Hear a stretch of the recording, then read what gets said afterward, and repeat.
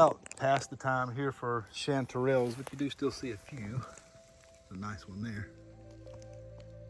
But we're gonna dump him and let him stay here and fruit out for next year, drop some spores. Because we're after honey mushrooms today. This is a rather impressive wood ear fungus. You can see the size of it there. It's pretty big. So I'm gonna cut that guy up, and it's going in the tucka bag, and we'll put it into the mix whenever I cook.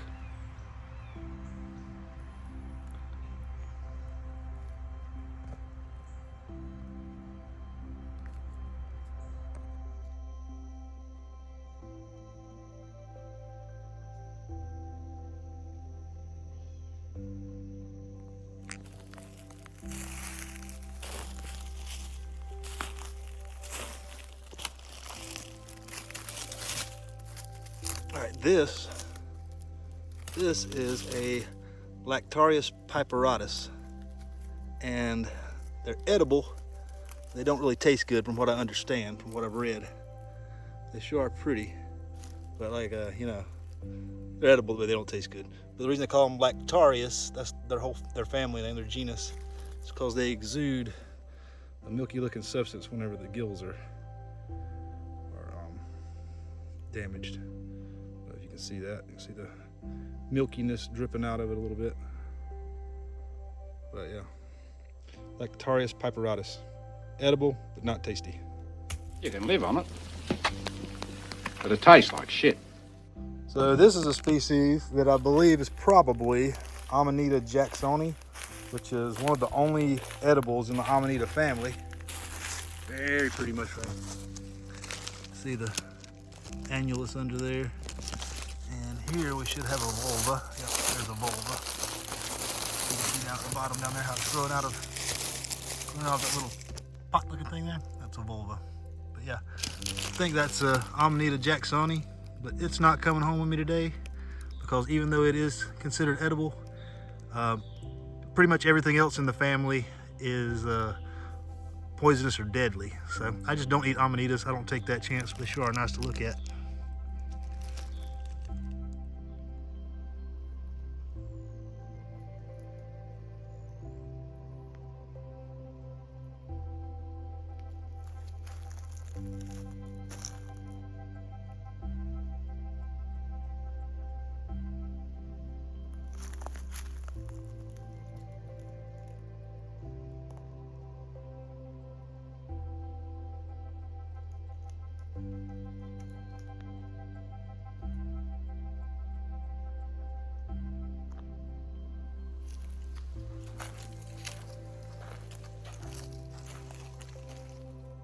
So this is something we're looking for. This is ringless honey mushrooms, which is the species of armillaria we get down here. And they are, if I remember correctly, they break down things and live on lignin in the fibers of the tree, but also I think they are parasitic. But those are nice and young and tasty looking right there. Some of these have already got larvae over on that side, I can tell. Bugs eat them up pretty quick, so you gotta get them when they're ready. But these on this side look pretty young, and I think I'm gonna cook them up. They get the cast iron hot. This is one of several species of goldenrod, and I think I'm gonna get some. The tea from it can help with allergies and things like that. A lot of people think that these are allergens, but they're actually not. Whenever they bloom, people start having allergic reactions, but it's usually due to ragweed that grows around them and blooms at the same time. But I'm gonna make me a nice tea to go with my mushrooms and whatever wild meat I can get to throw in there. All right, we got us some wild mushrooms we picked the other day. I didn't get any wild meat to go with it, but we're gonna roast up a chicken tonight and do some of the mushrooms over the open fire and some rice. So what this is got my chicken trussed up here. I injected it with some sweet soy sauce, which is just brown sugar and soy sauce and ginger. Heat it up until it's all dissolved. So it's all injected in there. We're gonna get her on the spit here. Get a little stuff running out now. All right. Okay. There we go.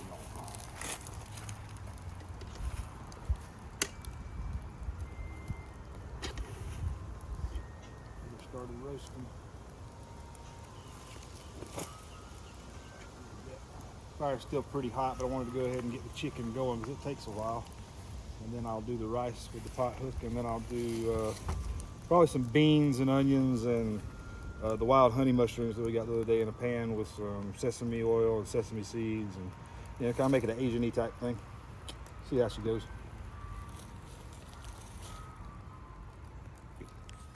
So one thing I didn't mention was I actually just put another piece of twine around here to bring that booty in a little bit. I dusted it with some Chinese 5-spice on top too, so it's gonna have kind of an anise type flavor to it. That'll be good. One thing I like about the way these things work is that you can literally hold it right over the fire if you want to, and just swing it away like that. It just pivots really easy. It's in the ground probably about 10 inches. Very sturdy. And then just turn it to turn it. I'm gonna turn it back though.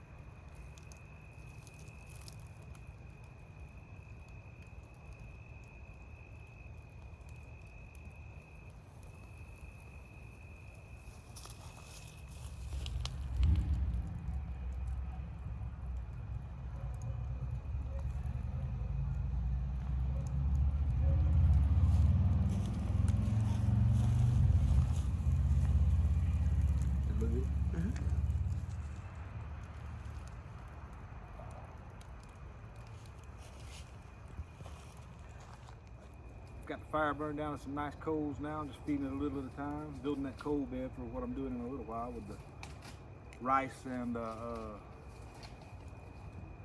mushrooms and beans and all that stuff I'm doing with it.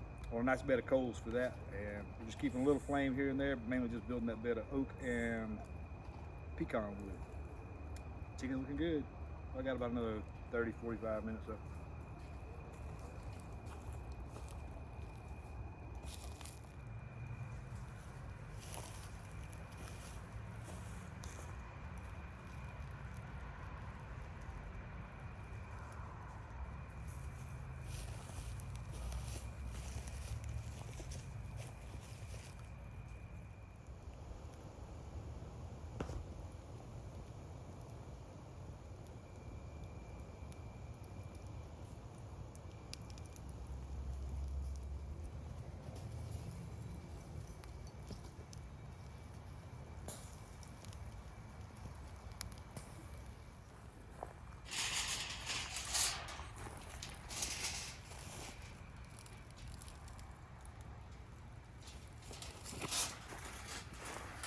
Ready. Time to do a little bit of rice and some, see that? That's pretty. Oh, she's pretty. Got her up to 180. Time to do a little rice. Ooh, that's hot. And some look at her. Wrap her up and let her rest.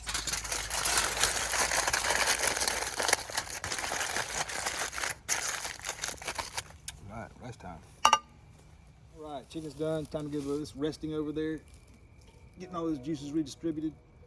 Time to get a little rice going. On a pot hook here. That in there. All right, chicken is done. Got the pot on the pot hook. Water in there. Rice in there. And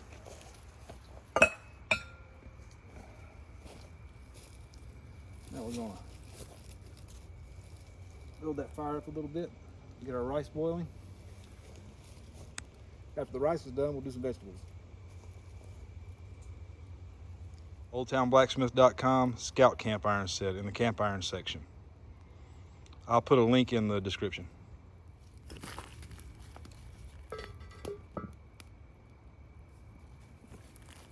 That ought to heat it up.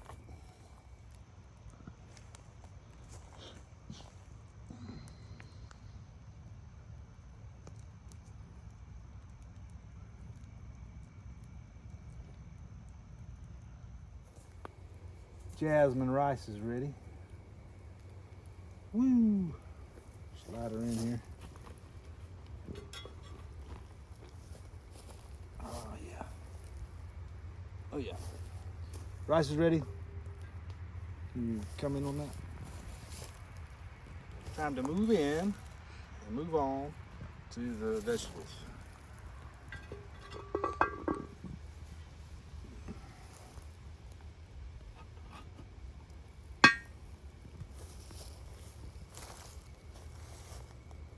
It's time for us to do some vegetables now. We're gonna get them on here on the fire. Nice and warm, nice and hot. And get that moving.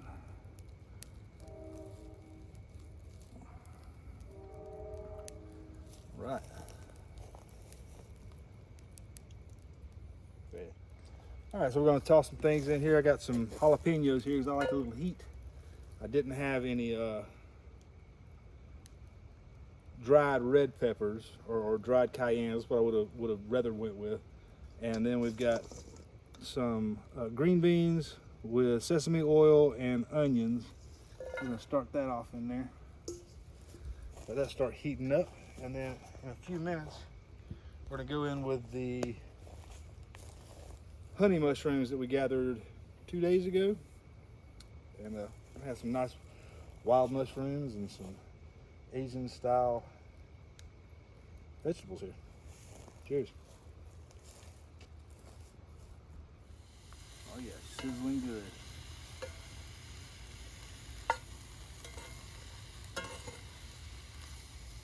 These going for a minute. I don't need them to be caramelized. I want them to kind of be fresh at least, not raw, but you know, have some crisp to them before and I'm going to pop the mushrooms in there. The mushrooms are going to add a lot of water to it until they get right. So we're going to get this a little more done using a spatula because it does better for this than a spoon. Long handle spatula, oldtownblacksmith.com. Woo! Get that right, and we'll get some mushrooms in there.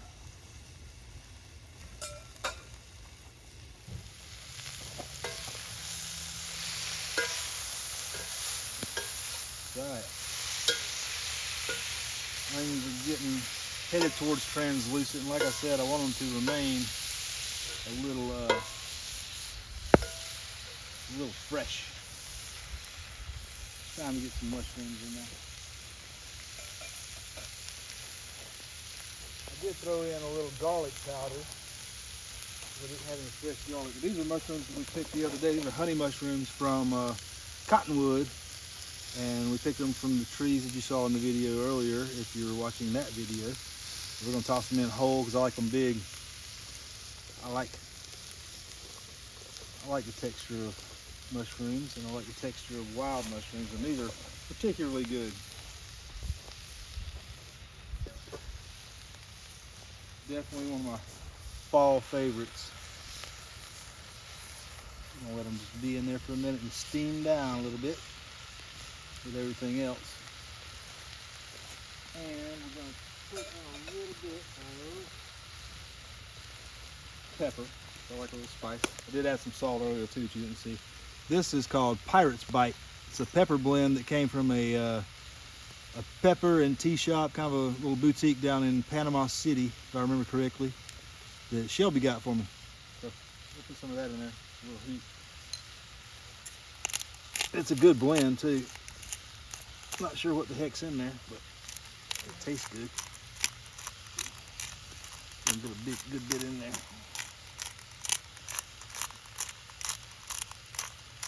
Also a little bit of jalapeno in there that I threw in there because I didn't have any cayennes or Thai chilies.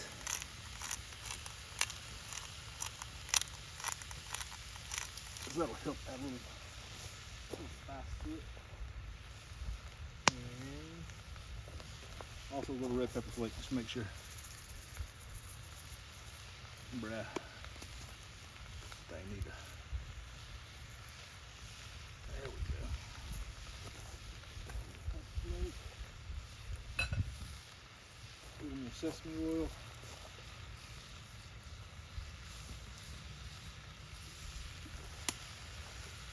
Stir Stir that around, let it cook down for a few minutes.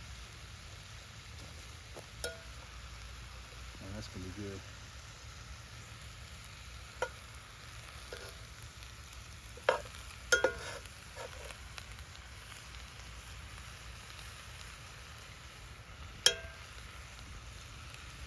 All right, man, it smells awesome.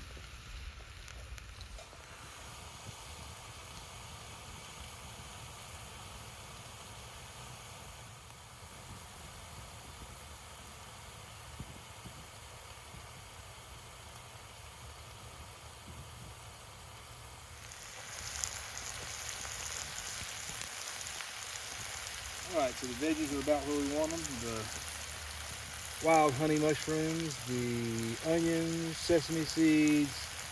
Let's see what else is in there. Some pepper, some salt, but everything's in there other than a little bit of vinegar to add acidity and a little bit of honey to add some sweetness. And that's going to be so delicious in about 5 minutes. Oh man, it smells so good. So good.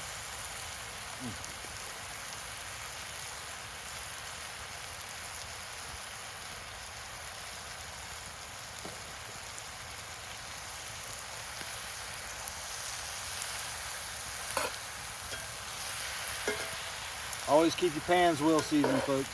Otherwise it'll stick. Man, that's gonna be so good. I'm looking forward to these vegetables more than I am the chicken. That chicken's gonna be real fine.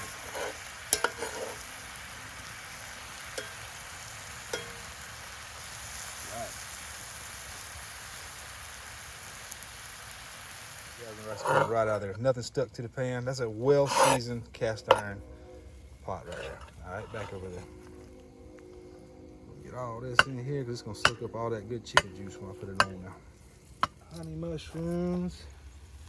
I'm just gonna dump it right on the top. We'll move it from there. Just on top, it'll fall down to where it needs to be. Juicy sweet. Oh yeah, she's looking good. And that's what I'm talking about.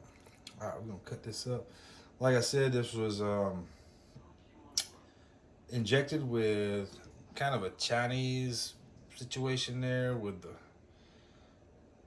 sweet soy and ginger sauce, and then covered in Chinese 5-spice. So it is a Chinese roasted chicken. Chickadee China, the Chinese chicken. You have a drumstick and your brain stops sticking.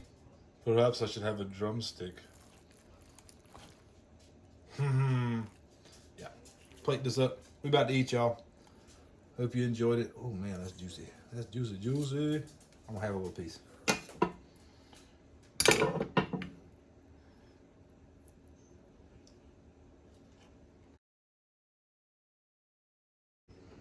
That's good, y'all.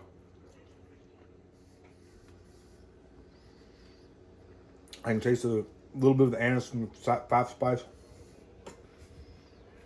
I can definitely taste the brown sugar. Man, that is moist and delicious. OldTownBlacksmith.com. I'm gonna eat and go to bed. Good night.